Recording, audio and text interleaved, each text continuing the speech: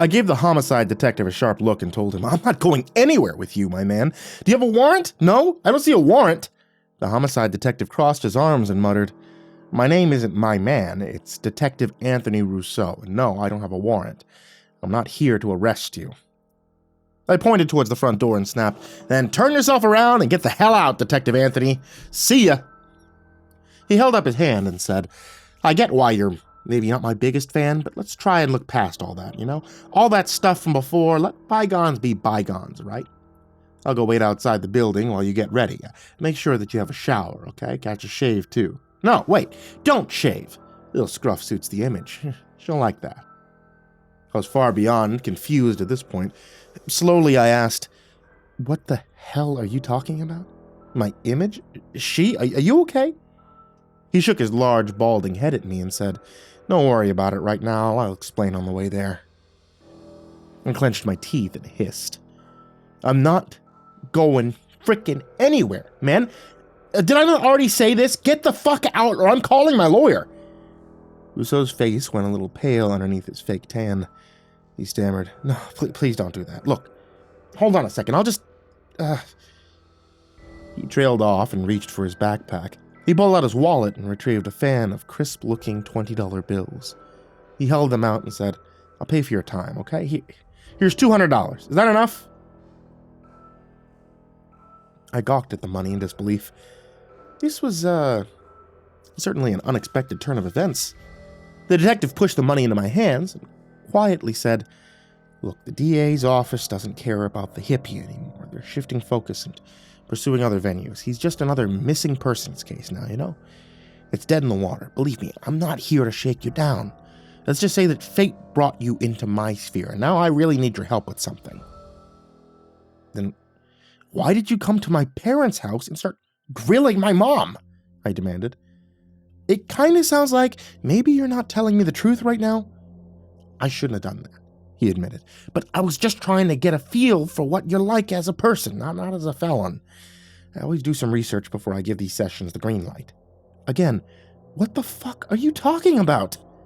He shrugged and said, You won't know unless you come along for the ride. I'm willing to pay you for your time. It's up to you from there. I looked at the money in my hand and had a quick debate with myself. On one hand, I didn't need the money. Between my job at the zoo and my own minimalist lifestyle, I already had more money than I knew what to do with. On the other hand, I was starting to get curious. It wasn't like $200 was something to sneeze at either. Not back in the mid-90s. Heck, as far as I'm concerned, it's still a decent amount of cash today. I grumbled.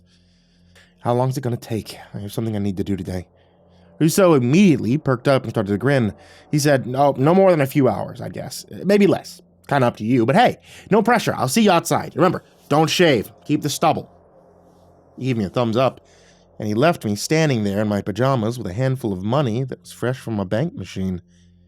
The first thing I did was to hustle over to a living room window and look down at the street. Len's car wasn't anywhere in sight. It was definitely a good thing for the moment. Len's job was to monitor me when I wasn't at the zoo.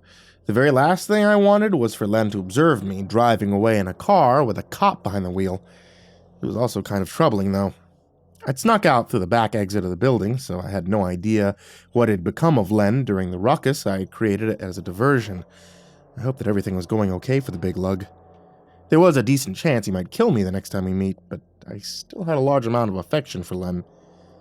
He was both a stone-cold killer and a genuinely decent human being. Don't ask me how, but it was true. Rousseau was waiting out front. He was sitting in the driver's seat of an honest-to-God 76 Gran Torino. It was bright red, with a wheel vector stripe on either side, just like the car in Sparky and Hutch. I was in awe of just how gloriously tacky it was. The detective reached through his open window to pat the door, and he said, Yeah, she's a beauty, ain't she? Starsky and Hutch was my favorite show when I was young. I wanted to be Hutch so bad. Well, here I am, living my dream. Life's funny like that. We drove for a while in awkward silence. Finally, I turned to him and said, Okay, what's going on here? You said you needed my help. Are we going to move a washing machine or something? Rousseau smiled and exclaimed, No, we're going to do something a lot more fun than that. See, here's the thing. My wife, she's a wonderful woman. She really is something else. That lady, she has a lot of, she has a lot of energy. You know what I'm talking about? I politely smiled back and said, nope, not a clue. He raised an eyebrow and murmured, I'm talking about sexual energy. She's a wonderful, gorgeous woman with a lot of sexual energy. She's the kind of woman who's too much for just one man, if you know what I mean. Comprehension dawned across my brain. I was completely gobsmacked. I stammered, are you saying you want me to sleep with your wife? That's crazy. He laughed at my bewildered expression and patted my knee. Nothing crazy about it, kid. So I took your file home with me one night, burning the midnight oil. That's what a good cop does. Anyhow, Rachel saw the surveillance photos on my desk, and she really took a shine to you. Kept saying you look like a cross between the guy from Nirvana and that guy from Lemonheads. So she's really into that grunge thing these days. It's all over the TV and the magazines. It's on the radio. It's everywhere. She thinks it's cool. I was only half listening to him. My heart was beating rapidly in my chest. I faintly murmured, yeah, that's super cool. Did you say surveillance photos? Was anyone else in these photos by any chance? Rousseau patted my knee again and gave me a light punch to the shoulder. Hey, don't take it the wrong way. It's part of the job. Don't worry. They're irrelevant now. All that stuff will go into storage, and it will never see the light of day again. Anyway, when the message came down the wire to drop the investigation, I thought, well, why not arrange a meeting? See what happens. No pressure, though, he added hastily. No pressure at all. Just come on over to our house and hit the breakfast bar with Rachel. Chat for a while, have some food. Honestly, Rachel's a great lady all around, vibrant, sensual. I'm a lucky man. A thick, sludgy wave of reality washed over me, and I felt dizzy. For a moment or two, I wondered if I was still tripping out on Falling Sky's disgusting tea. I rubbed my eyes and said, maybe I'm wrong, but I don't think you're supposed to show that kind of thing to other people, like case files and the stuff inside the case files. Rousseau laughed and exclaimed, she's my wife! What's she gonna do, tell the bad guys what I'm up to? Forget about it. Look, I can see you're feeling a little nervous over there, but there's nothing to worry about. It's no big deal. It's a lifestyle choice. It's perfectly normal. It's really brought me and Rachel closer together. A terrible thought popped into my brain. I stammered, if something starts to happen, are you gonna be there too? Like watching it happen? Of course, he chuckled. That's a big part of the experience. But hey, no pressure. All right, all you gotta do is come over, eat some breakfast, hang out with my wife for a while. If you're not into it, that's fine. There's no expectations here. The money's yours to keep. No pressure, I muttered, and Rousseau nodded in agreement. None whatsoever. Hey, here we are. Home sweet home. He pulled into the driveway of a large suburban home. It had a 2-car garage and a rotary sprinkler system in the front yard. The lawn was immaculate. Rousseau parked near the end of the driveway and ushered me into the garage. He whispered, wait here for a moment. This is kind of a surprise. Right? Today is our anniversary, hence the breakfast bar. I whispered back, are you sure this is a good idea? I don't know, man. He patted me on the shoulder and said, it'll be great, don't worry. Just stay here for a minute, okay? Rousseau walked up a short flight of cement steps and disappeared into the house. I stood there beside his wife's BMW and debated if I should just sneak out and quietly scamper away. I couldn't believe this was happening. I'd just been thoroughly sexed up by a demonic entity the night before, and now this was happening? I felt like I was watching a surreal dream version of my life on a movie screen. The door abruptly flew open, and I found myself looking up the steps at a moderately attractive woman in her late 30s. Rousseau's wife was bundled up in a large, fuzzy robe, and her hair was tied in a loose bun. She looked like an actress who gets steady work playing the mom character in TV commercials. She clapped her hands together and squealed, "Oh my God, look at you! I've never talked to someone like you in real life before. Are those Doc Marten boots? I always see them when I'm down at the mall. They're so cool." I manufactured a smile and said, "Yes, ma'am, those are Doc Martens. I'm Billy. Pleased to meet you." She shook my hand and giggled. "My name's Rochelle, and the pleasure is all mine. Come on in." There was a strong scent of wine on her breath. The glassy sheen in her eyes suggested Rachel was already half crocked at 8:45 in the morning. I thought this was going to end badly, isn't it? Of course it is. She led me through a spacious kitchen into the living room. A breakfast bar had been set up and 2 folding tables in front of the couch. Rachel pulled me over to the tables and thrust a plate into my hands. She winked at me and said, "Dig in. You're gonna need the energy." I gave her my cardboard smile again, and I shoved a pile of mushroom omelet into my plate. The bar consisted of hot and cold trays containing sliced fruit, eggs, bacon, pancakes, ham, toast wedges, all kinds of stuff. There was also several bottles of wine and champagne and buckets of ice, along with a selection of liquors. It looked like it was both an expensive and decidedly boozy affair. I said, "This is pretty awesome. For real, thank you." Rachel poured herself a glass of red wine and raised it in a toast. She said, "To making new acquaintances. Here, come sit down in the love seat with me."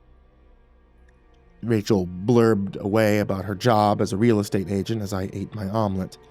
She made frequent and unnecessary physical contact while she regaled me with a bunch of boring-ass stories about chasing after fat commissions.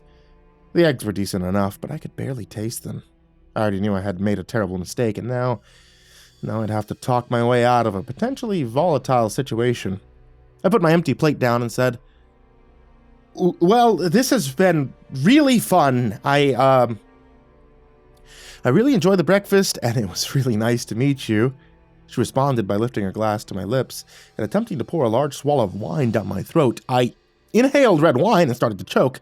Rachel pounded me on the back with the heel of her palm as I coughed it up into a wad of paper napkins.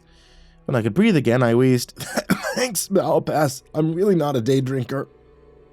She flashed a coy smile and breathed, "Do you prefer drugs?" I wanted to try them when I was younger, but I was always too chicken. "Do you have some with you? How about heroin? Do you use heroin?" I almost laughed again, but I saw the smoldering glint in her eyes, and I understood I was being asked to play a role. I reluctantly agreed. "Oh, yeah, for sure. I do lots of drugs, soft drugs, hard drugs, all the drugs, crack, smack, crank, dank, all that stuff." Her cheeks flushed red. She squirmed closer to me and asked, "Do you play in a band? You look like you would play guitar in a band." I nodded and said, "Yeah, I play in a band. We're called Jennifer Sludge Taffy, and our music is, it's dark and moody, and we have a really heavy sound, like, you can mosh to it." She squealed, "I've never been to a concert like that before. I'd love to experience a mosh pit. Maybe I'll come see you play sometime, Billy. I could hang around backstage and wait for you. I could be your groupie." I muttered, "Yeah, I guess that'd be cool. You could tie off my arm for me when I do heroin." At this point, Rousseau came wandering into the living room.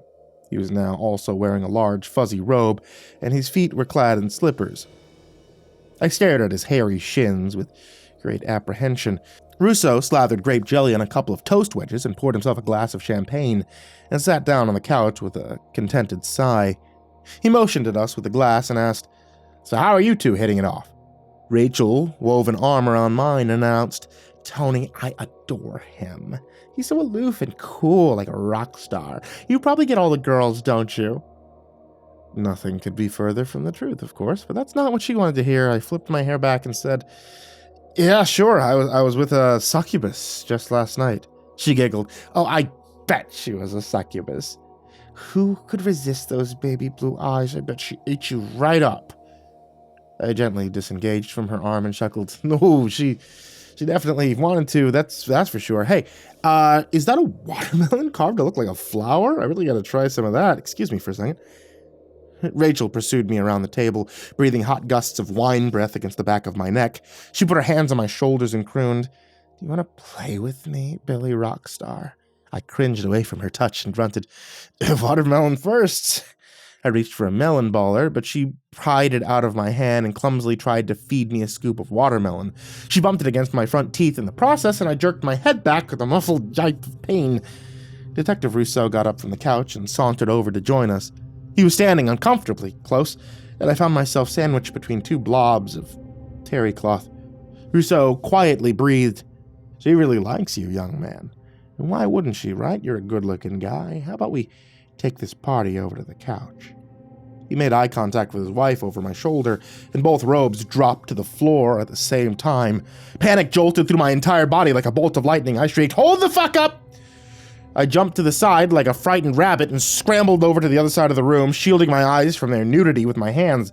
I yelled, "You said no pressure, man, no pressure. This thing you just did, that's definitely pressure, okay? Calm the fuck down, holy moly." Rousseau's broad features twisted with sudden rage. He threw a bottle of wine at the wall beside me and it exploded like a bomb. He yelled back, "What's your problem? You knew it was coming, didn't you? Look at this. Look what you've done, asshole. You upset my wife. You ruined our anniversary." He started walking towards me with his fists clenched, large and angry and naked as the day he was born. His wife ran after him, rage and shame burning in her eyes. She delivered a resounding slap across the back of his head. She grabbed his arm and whirled him around, tears streaming down her face, and she screamed, "Oh, shut up! It's all your fault, Anthony! You always push it too fast and you wreck everything!" They got into each other's faces and started bellowing at the top of their lungs, both of them naked and red-faced with anger. Talk about an uncomfortable situation. Holy hell. The squabble escalated until they were slapping at each other in a drunken fury, each of them hollering a list of incoherent accusations. Detective Rousseau grabbed his robe off the floor and stormed out of the room, leaving his wife to stand there and sob a stream of boozy tears.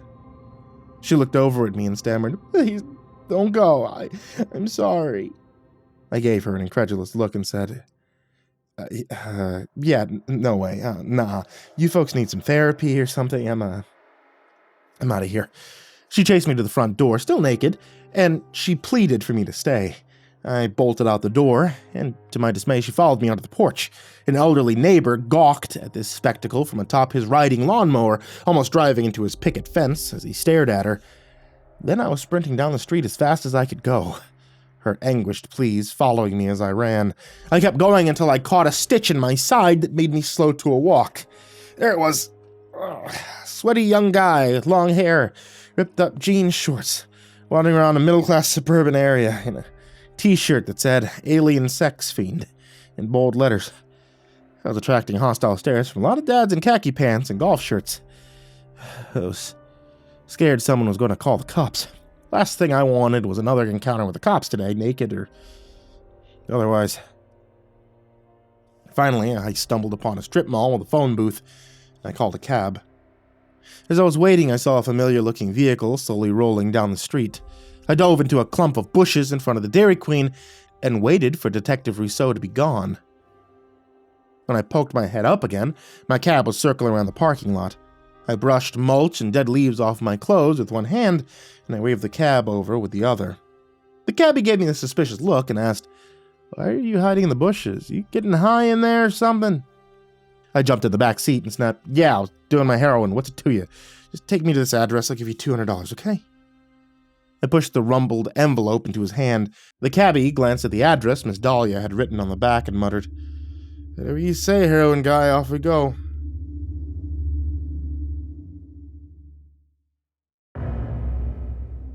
We pulled up in the front of a rundown-looking apartment block, and I shoved Rousseau's $200 into the cabbie's hands. His eyes went wide, and he murmured, "Damn, look at that. Thought you were full of shit, heroin guy, but there it is." I gave him a quick salute and hopped out of the cab. Casimir's apartment building was in a notoriously sketchy neighborhood. I avoided making eye contact with anyone and headed directly for the front entrance. I buzzed his apartment number and waited to hear his voice on the speaker. There wasn't any answer, and my stomach dropped. I pushed the button again and waited. There was no response, so I pushed the button one more time, but this time I leaned in for a good 10 seconds. When I released it, a hoarse voice crackled from the speaker. "Who is it? What do you want?" "It's me, Billy. Can I come in?" There was a long moment of silence, and then the door clicked open with a loud buzzing sound. I made my way up 3 flights of stairs, stepping over used needles and smears of what appeared to be congealed blood. The hallway carpet smelled like mildew and urine. I knocked on his door and called out, "Let me in before I get fucking murdered out here." The deadbolt turned, and the door swung open. Kaz was still wearing the grubby-looking tracksuit from last night's vision, and he was still missing one sock. He glared down at me with bloodshot eyes and rasped, "What are you doing here? Victor will not be pleased." I sighed. Hey, don't worry, you won't find out. I took one for the team last night, and I still don't know how to feel about it. So you can let me in or what? Kaz shook his head wearily and stood aside to let me pass. It reeked inside like cigarettes, booze, and an unwashed Russian man. He locked the door again and turned to glare at me some more, his arms folded across his chest in a forbidding manner. I don't know how you found me, but now you are here, so what is it? What do you want? I motioned at the general mess around me and said, I want to make sure you're doing okay. I mean, I figured you probably didn't have anyone else to come check in on you. He frowned at me and grunted. I'm doing fine, and everything is well. Now leave and don't come back. I waved a hand at the accumulated grime and clutter around us, and I said, This doesn't look like you're doing fine to me. This looks like depression. I'll be straight up with you, Kaz. So I took a trip into the spirit world with a skinwalker last night. Don't ask me why right now, but I did. So let's just say a whole bunch of shit has been happening while you've been gone, and, well, we'll leave it there for now. Anyway, I just wanted to say that, look, I saw you playing Russian roulette with your revolver. Okay, that isn't doing fine by any stretch of the imagination, not my books. I came here to listen to you, man. You know, whatever you want to say, just say it. I'll listen. Casimir grumbled. I would like to say that you should get out of my apartment. I shook my head and I told him, no, man, don't do that. You got some shit going on, so open up, share the burden. Being this big, silent, tough guy all the time obviously isn't working out. Kaz gave me a sour look. You said you would listen, but you did not listen. You almost never listen. Your ears are not connected to your brain. He brushed past me and walked into his living room. I watched from the doorway as Kaz plopped down onto his sagging couch and poured himself a glass of straight vodka. He pointed at a worn-out easy chair and said, Go on, sit. Have some vodka. And I groaned. What's with all you people getting drunk before noon? Kaz muttered, I do not know which people you speak of, but I can tell you that noon is no different than midnight. It does not matter. The sun does not care if you drink in the light of day. Fair point, I conceded. Still, though, never mind. How are your ribs mending? They gotta be well on their way to healing up by now. It is much better, Kaz mumbled. None of this was Harry's fault. He was not malicious. He's a beast. And so he did as a beast will do when he thinks there is a threat. Our employer would not be concerned either way. He values the beasts more than their caretakers. And above all, Victor cares for Victor. And gave him a wry smile and said, That's not entirely true. He cares a lot about money, too. He is a bad man, Casimir said darkly. Bad men create bad times, especially for the innocent. I've seen it with my own eyes. Kaz knocked back a large swallow of booze and had a coughing fit against the back of his hand. He wheezed, I hate it when I cannot lose myself in my work. There's nothing for me to do but stare at the walls and think. Thinking too much is a dangerous path. Kaz unzipped his sweater and tossed it aside, revealing an equally dingy undershirt. In the murky light, it was filtering through the curtains. I saw a tattoo of a grinning skull wearing a beret on his shoulder. There was another tattoo of a hand gripping an automatic rifle on his opposite arm. Kaz leaned back and lit a cigarette. I gave the pack a sad look and asked, Can I get one of those crappy smokes off you, Kaz? Forgot mine at home. He rumbled, You would lose your head if it was not attached to your shoulders. He tossed over his smokes along with his field lighter. I lit one up, and we smoked in silence for a while. I tapped my ashes into an empty beer can and watched our smoke sluggishly drift out the open window. I waited for him to speak. Kaz buttered his cigarette out in the overflowing tray and gave me a considering look. He said, You are more resourceful than I expected, and that's not a bad thing. There's a lesson to be learned here. Never underestimate the capabilities of your allies, but this does not change the fact that I am annoyed with your intrusion. I'm a very solitary person. I never seek the companies of others. I dropped my butt into the can and asked, Is that why you live in this terrifying neighborhood? To keep all your visitors away? Kaz scoffed at me and said, I think you're exaggerating. It's not that bad here. I made a rude noise with my lips and retorted, "Are you kidding? There's a stripped-down car sitting on some blocks just down the street. Pretty sure I saw a guy taking a shit in a trash can." Kaz sneered. "You've lived a sheltered life. I've seen far worse places than this. I've seen places that could only be described as hell on earth." Casimir gave me a grim look. He pointed at his tattoos and asked, "Do you know the meaning of these tattoos? They mean death is coming for you. I have always believed my service was for the betterment of my people. Do you understand?" I nodded somberly and said, Yeah, I get that. I mean, no judgment here." Kaz refilled his glass and stared into its contents. "It was not my place to question orders. Enemies are not defeated through acts of valor on the battlefield. They are defeated with lies, dirty tricks, cunning. In this environment, a soldier must deny their own humanity or they will not survive." Kaz lapsed into silence again. I was just about to gently prod him into talking, but he looked over at me and said, "There was a woman. I would come to her under the cover of darkness. Our superiors had told us her kind was lower than dirt, but she was worth more than all of them combined. I thought I was being careful. I thought we were safe. I was wrong." Kaz tipped back his grimy-looking glass and made a face at the burning in his throat. He murmured, "They sent me away on a short leave. When I came back, I found her dangling from a tree." "Oh, man, that's horrible. I can't even imagine." Kaz drained his glass and plunked it down on the table. He collapsed back into the couch and scrunched his palms over his eyes. He said, "From that moment on, I knew it was all a lie. I was nothing more than an attack dog, and I served a cruel master." He started to reach for the bottle again. I sighed. "I think you had enough of the potato liquor for now, big guy. Honestly, you look like crap. I know you don't want to hear this, but I'm kind of worried about you. I mean, the thing I saw last night, I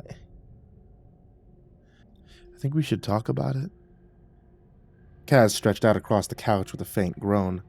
He touched his ribs and grunted, "When I am alone for too long, I hear the voices. The vodka makes them go away." "What voices, Kaz? In the voice of the people you killed?" Casimir nodded stiffly and replied, "Yes," in a wooden tone. He scrubbed his face with his palms again and murmured, "They wait for me in the next world. I've seen them with my own eyes. They'll follow me and torment me for all of eternity." I shook my head and I told him, "Man, I took a trip in the spirit world myself just last night, and as far as I could see, no one seems to be minding the afterlife too much. Having said that, what you've been doing with the revolver, it's still really messed up. You know, I understand that you're dealing with some stuff, I mean, I get it, but you're not going to win that game for much longer, man. I don't want you to go out that way. You know, it's a waste." "Shut up and be quiet," Kaz growled, and he closed his eyes. In a softer tone, he mumbled, "I'll have a rest now. You may leave or stay. It's your choice."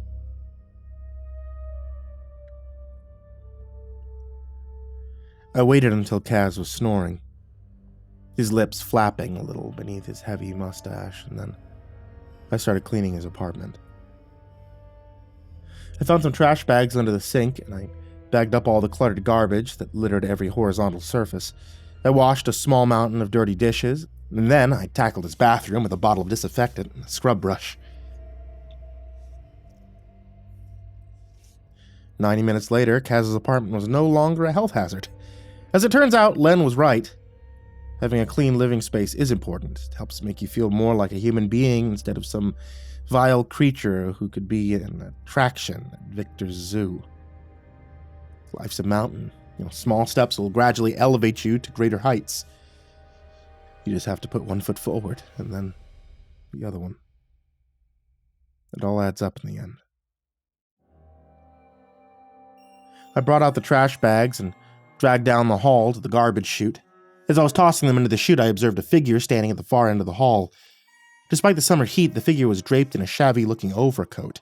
They had the hood pulled up over their head, concealing their face in shadows. The figure was standing there with their arms dangling at their sides, looking like a sinister mannequin under the weak glow of the fluorescent lights. I couldn't see their eyes, but they appeared to be watching me. I thought, great, am I about to get robbed for my wallet? And I turned to hurry back to Kaz's door. I took a few steps and stopped dead in my tracks. There was now a second figure standing between me and Casimir's apartment. This one was wearing an identical overcoat, and the hood was drawn up to obscure the features. I thought, fuck me. What now? The only thing to do was to start walking towards Kaz's apartment and see what would happen. I had a strange feeling churning around in the pit of my stomach. Something was wrong here. As I drew closer, it became apparent the figure wasn't wearing an overcoat. It was a large, voluminous cloak, tattered and stiff with grime. I stood about 8 feet away and I asked, "Hey, are we good here? I just need to get past you, all right?" I got a decent whiff of his aroma as I was talking, and it was, well, not good. The ominous figure didn't reek like armpits, dirty ass, as you might expect from someone wearing a dirty cloak during the height of summer. Instead, it was emitting a low stench of decomposing flesh. As if this thing had recently died and was now beginning to rot. Thing. That was the exact word that jumped into my head. Not a who, but a what. Suddenly I was very, very afraid. From within the cavernous depths of its hood, a gurgling voice rasped, "Hello, Billy. You were summoned to deliver a message to your boss." I stammered, What are you talking about? What message?" The figure reached into its cloak, and it crooned, "Dawn of Damascus sends his regards." It started to pull out a gigantic knife, but I was already burning rubber in the opposite direction. The figure at the end of the hall started closing in. My only chance was to yank open the door to the garbage chute and leap inside head first. There was no way out except straight down. I slid along a steep incline for a couple of seconds, and then I was tumbling end over end in the darkness. My free fall ended with a crash landing in a large pile of trash bags. The impact knocked the wind out of me. I laid there for a while inside the garbage bin and struggled to draw breath into my lungs. The stench of the garbage bags wasn't helping very much, so I forced myself to get up and struggled my way out of the bin. I took stock of my surroundings and deduced I was now trapped in the cluttered havoc of the basement. Dim light was flickering in through a bank of dirty windows near the ceiling. I could see random piles of junk scattered here and there across the room. The mishmash of broken furniture and long-dead kitchen appliances. A group of people had huddled together beneath the windows, sitting or reclining on furniture they had presumably scavenged from piles of junk. Some of them were shooting up, and others appeared to be on the nod. They ignored me entirely, continued doing their thing. Apparently, people falling out of the garbage chute wasn't an uncommon occurrence in Casimir's basement. I heard a commotion from somewhere above me. I turned around just in time to see a dark figure drop out of the chute and plunge into the garbage bin. I muttered, "Here they come." I scampered over to the group of addicts and hissed, "Hey, how do I get out of here?" They all flinched away from the sudden intrusion, and one of them threw an empty can at me. He snapped, "The hell's wrong with you, boy? Don't come running up on folks and scaring them like that." I hushed him with a frantic hand wave and gasped, "Keep quiet! You don't want them to notice you, believe me. I need to get back upstairs, okay? Where's the exit?" The can thrower sat up straight and demanded, "Who followed you? The cops? You bring the damn cops down here." I shook my head and whispered, "Be quiet, for God's sake. Don't bring any attention to yourself, believe me. It's something much worse than the cops." Another man pointed at a sliding gate at the far corner of the room. He said, "Stairs are blocked off. There's a service elevator. Be careful, though. Sometimes it gets stuck between floors and then it'll start up again without any warning." I panted, "Gotcha, thank you." and scuttled over to the gate. I pulled at the strap that served as a handle, and the gate slid upwards with a rusty screech that made my heart thunder with anxiety. The elevator itself was just a platform with a roof and 2 walls made of corroded sheet metal. One of the walls featured a rectangular cutout that aligned with a door. The other 2 sides were boxed in by concrete outer walls of the apartment building. The only illumination came from a 40-watt bulb that buzzed and flickered above the control box. The whole thing looked wildly unsafe, but I didn't have much of a choice. As I pressed the up button on the control box, I saw the figure in the cloak was coming after me. It moved with almost an eerie degree of grace and speed, almost as if it wasn't actually touching the ground. The platform lurched off the ground just as it slammed into the gate, and then I was rolling out of sight. The elevator crawled upward at a snail's pace, prompting me to start chanting, "Hurry the fuck up, hurry the fuck up," with a desperate snarl in my voice. It passed the main floor without incident, but the platform shuddered to an unexpected halt as it was passing the second floor. I was left with about 18 inches of clearance between the platform and the top of the door, just barely enough room to wriggle through the gap and escape. I poked my head out to make sure that the coast was clear. The other cloak-wearing monstrosity almost took it clean off with the swing of its axe. I smelled the thing's presence before I saw it, and I yanked my head back in a split second before the axe clanged against the platform. I let out a high-pitched shriek and scrambled away from the gap. A blotchy-looking hand appeared, and it slapped against the platform. The other hand also appeared, this time holding the axe midway up the handle.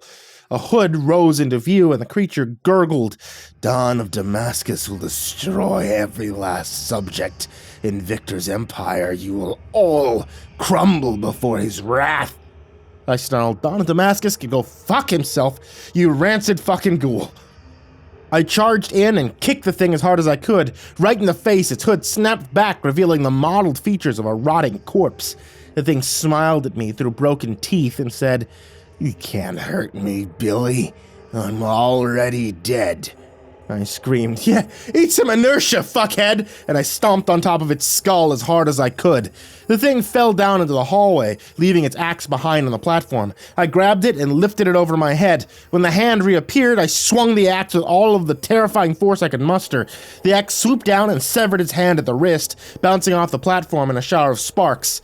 The bloodless stump was jerked back out of my airspace. I kicked its hand off the platform and bellowed, "I'm giving out free dismemberments in here, bitch! Come and get another one!" My would-be assassin attempted to climb in through the gap, trying his best to scramble onto the platform with one hand and a leg. I swung the axe again and mostly severed its dirty, decaying foot. It flopped back onto the floor of the hallway, growling death threats as it tried to stand on one leg. I slithered through the gap and dropped into the hallway. I raised the axe for another swing. The business end came whistling down, and the undead creature was abruptly rendered silent. It tried to crawl away, but its head was dangling by a few shreds of muscle and tissue and skin, and it couldn't see where it was going. It kept bumping into the walls of the hallway. I followed after it and raised the axe one more time. I brought it down with a guttural war cry, and I severed the thing's spine just above the hips. Its legs went dead. It was still trying to drag itself away with one hand and a stumpy wrist. I stood there and watched its futile escape attempt, my heart thundering wildly in my chest. An elderly lady peeked around the corner to see what the hell was going on. She immediately turned around and fled back to her apartment. I heard the door slam shut and the click of the deadbolt being locked. I didn't blame her one bit. My legs were shaking uncontrollably, and I felt like I was going to throw up my omelet. I followed after the horrible thing with my lips pulled down in a grimace of disgust. I pinned it down with a boot on its back and exclaimed, "The hell am I going to do with you? Give up and be dead again, for Christ's sake!" I heard the clunk of the exit door being pushed open behind me, and I immediately knew who it was, or rather, what it was. I turned to face the other cloaked figure as it stepped into the hallway from the stairwell. It raised its knife and called out, "It's been many centuries since I've spilled the blood of the living. You will be my slave in the spirit world." I spat, "The fuck I will!" and I came at the thing with my axe poised to strike. As I charged in for the kill, I heard a gunshot, and the cloaked monstrosity's head was mostly blown off above the eyebrows. A second shot hit it in the chest, and it fell to the floor in a motionless heap. My ears were ringing from the sizzling thundercap of gunfire. I turned, and I saw Casimir point his revolver down at the other creature. His greasy hair was standing up in corkscrews, and his face was still puffy from a deep sleep. He pulled the trigger and shot it in the heart. He turned to me and called out, "I was awakened by the sound of a disturbance coming through the floor. Normally, I wouldn't bother to investigate such a thing, but my intuition told me you were somehow involved. I gingerly touched my ringing ears and winced. Gunfire is very, very, very loud in an enclosed area. I said, I don't know where they came from, but they tried to jump me upstairs. Kind of like the zombie Vic has at the zoo, but they could talk and think. Kaz muttered, They are called shades. A shade is a malevolent spirit, one that's been cast into a dead body by a necromancer. The only way to stop them is to destroy their heart. Slowly, I asked, have you ever heard of someone called Don of Damascus? By any chance? These two shitbags claim that Don guy sent them to destroy the zoo, Vic, and everyone who works for Vic. Kaz nodded thoughtfully. He said, Sounds like Vic has acquired a powerful ally. He must be notified immediately. I'll tell him that I killed him myself, but first, we should dispose of these two. I gave him the side eye and asked, What about the cops? Kaz gave me an unconcerned shrug and said, What would you say? Could you tell them that you were attacked by two dead bodies and were forced to kill them? No. It is best if we keep it a secret. The police might not show up to investigate. Gunfire is not a pressing concern for many of my neighbors. Yeah, you live in a great frickin' neighborhood, I said sarcastically. Okay, what are we gonna do with the bodies? Kaz pointed at the service elevator. He fiddled with the wiring in the control box to get it moving again, and then he wrangled the stinking corpses onto the platform. We found a tarp in the basement and wrapped them up tight. There was an old freezer down there that still functioned, so we dragged it over to a power outlet and stuffed the bodies inside. I asked, how long are we going to keep them in there? Do you think anyone will look inside and find them? Kaz answered, Yes, probably it will happen, but they'll merely close the door and forget they saw anything. This is why I like living in this building. Everyone minds their own business. When we got back to his apartment door, Kaz turned to me and quietly mumbled, I appreciate that you came to check on me. I'm not very good at being gracious, but I would someday like to learn. I said, no more pointing a gun at your temple when you're in a dark place, okay? I mean it. Never again. Left my number on your kitchen counter. Give me a call. Kaz shot me a weary look and said, I will probably not do this, but thank you. He gave me a gentle push towards the exit and said, When we first met, I thought that you were worthless. I was wrong. I apologize. I rolled my eyes and said, Right back at you, big guy. Call me a cab, will you? I left my car at home. I can do this, yes. Go now. Tell no one you were here. I'll be back to work soon enough. I turned back and asked, Hey, should we be on the lookout for more of those shade thingies? No matter where you are, you should always be ready to fight for your life. Kaz responded with a somber look, and then he closed the door. I nodded to myself and muttered, Yeah, good point, Casimir. You're always full of helpful observations. My cabbie was the same guy who pulled me up at the strip mall. He gave me a knowing look and asked, You got your business all taken care of? Good stuff. No, don't worry about the fare. You already paid enough today. More than you know, I sighed. They gave him my address and said, Take me home. I need some peace and quiet. But peace and quiet wasn't in the cards. Not just yet. My heart sank when the cab pulled up to the curb because Vic Bonicelli was waiting for me in front of my apartment building. He came bustling over as I was getting out of the cab and exclaimed, Where you been all day? I've been waiting for you. I gave him a sheepish look and said, Gee, I'm really sorry about that, Vic. I was running errands. What's going on? Vic clapped me firmly by the shoulder and steered me towards a Lincoln town car that was parked nearby. He gave me a somber look and said, Yeah, well, I thought you might need a ride out to the zoo, so I came to help you out. I try to be there for my employees as much as I can. You know, I consider myself to be more than just your boss. I'm a father figure. I'm a good friend. I want to be seen as someone you can open up to, right? Yeah, just let it out. Vic opened one of the back doors and jammed me inside. He slid in after me and shoved into the middle, where I was sandwiched between him and some guy with a crooked nose and hair growing out of his ears. The driver was one of the security thugs from the zoo. He gave me a hostile glare in the rearview mirror, and pulled away from the curb. I was scared shitless. Something was obviously going on. I turned to Vic and said, "You know, I really didn't need to go to the zoo today. Not sure why you're taking me there, to be honest." Vic's heavy-lidded stare locked onto my face, and I felt my heart skip a beat. He said, "Hey, Victor, your boy Billy left his wheels in the parking lot. I mean, hey, no big deal. You leave it there for a while if you want to, sure, but I appreciate it if you ask me first, okay? What if it started leaking oil or something? Hey, a hole in the asphalt, you know what I mean?" I was struggling against a full-blown panic attack. I assumed the succubus had also transported my car when she sent me back with her interdimensional demon magic, but apparently that was not the case. My first thought was, did he check the cameras? Oh, sweet Jesus, did he check the fucking cameras? I whimpered, "I'm sorry, Vic. I got a ride home with someone. I had this really bad headache came on, so I caught a ride home." "Yeah, that's what I thought," Vic said in a breezy tone. "But I checked the cameras anyway." I damn near shit myself right there and then. I made a vaguely questioning sound in the back of my throat. I fought to clamp off the load that wanted to blast itself in my underwear. I could feel sweat beating up on my forehead. Vic looked out the window and mused, It's kind of strange. Yeah, all the footage is already gone. The footage is deleted after 24 hours, but it was already gone. I don't know how to explain that. No one seems to know how it happened." I croaked, "Yeah, that's weird." Then I cast a quick glance at the crooked-nosed Neanderthal who was sitting on my other side. He was glaring at me like I was a disgusting little worm, and all he wanted to do was squash me beneath his patented leather shoe.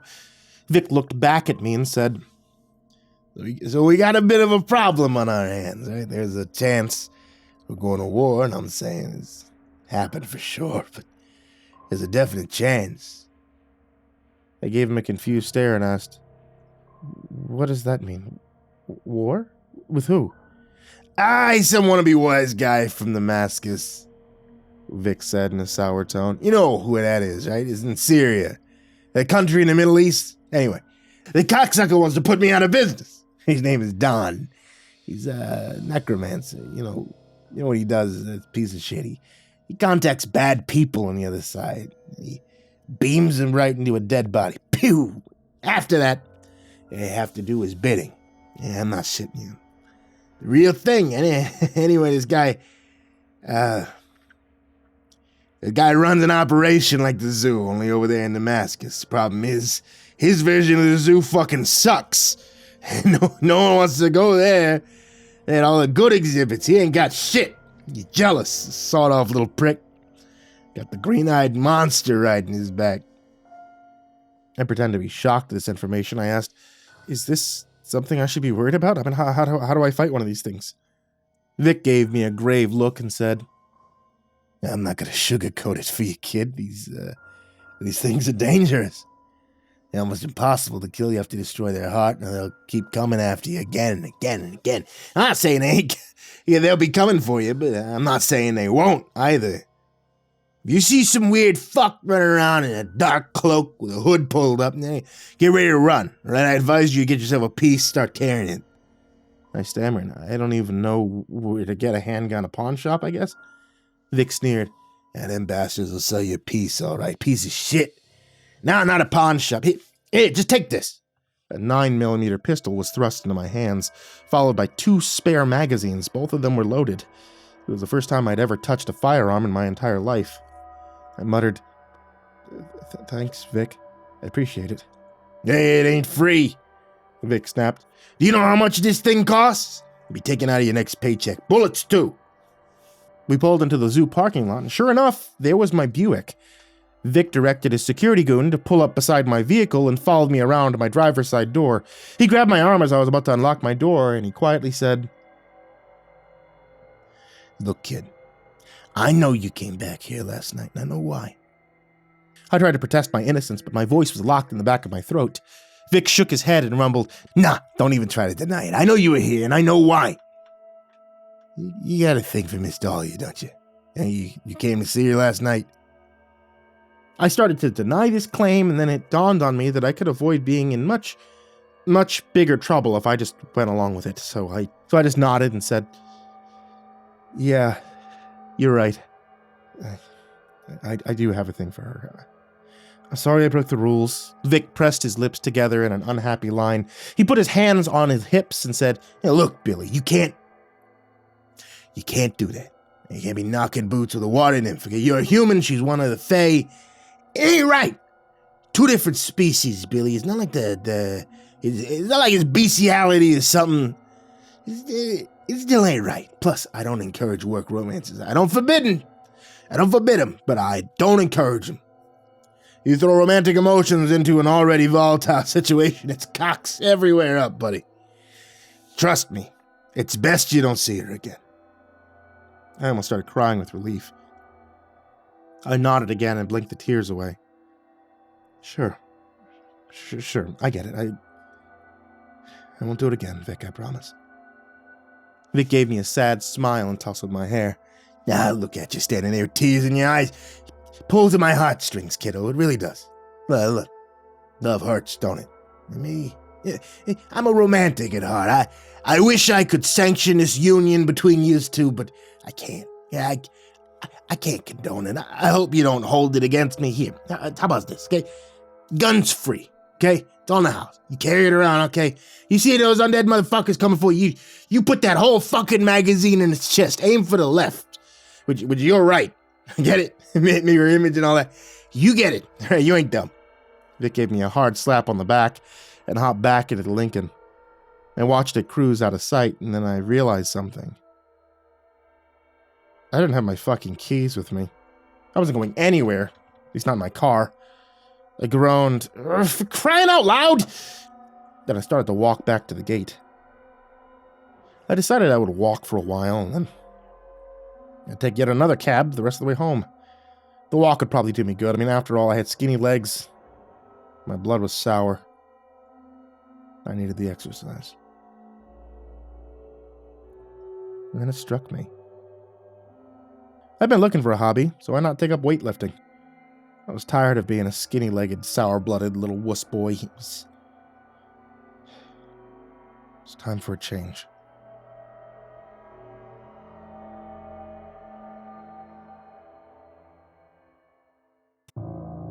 I want to remind you guys that I also do narrations over at Chilling. The Chilling app is available for Android, iPhone, and if you'd like to get your hands on the Chilling app and hear myself as well as many, many other narrators, and they have a whole new setup where you can watch movies on there now, and it's also free to try out with ads now, so you don't have to get a subscription like you used to before. You can actually just get the app, you can start watching on your PC. It's evolved so much since the last time I have updated you guys on this, and sincerely, it's a great place if you want to see more horror, especially if you like horror audio.